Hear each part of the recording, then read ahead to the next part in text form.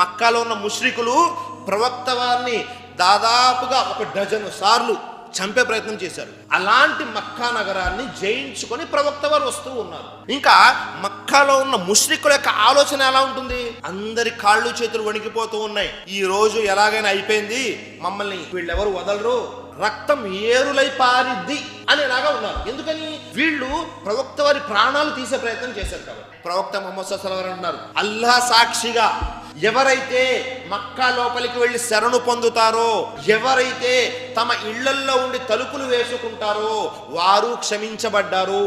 ఈ రోజు శాంతికి చిహ్నంగా ఉండే రోజు. ఈ రోజు ఒక చిన్న రక్తపు బొట్టు కూడా కారనటువంటి రోజు. ఈ రోజు నేను అందరినీ క్షమించేశాను అన్నారు. ఎలాంటి వ్యక్తిత్వం చూడండి ప్రవక్త వారు. కాబట్టి ప్రవక్త వారు ఎలాగైతే ఉండారో ఫతే మక్కా అప్పుడు మీరు నేను కూడా అలాగే ఉండాలి.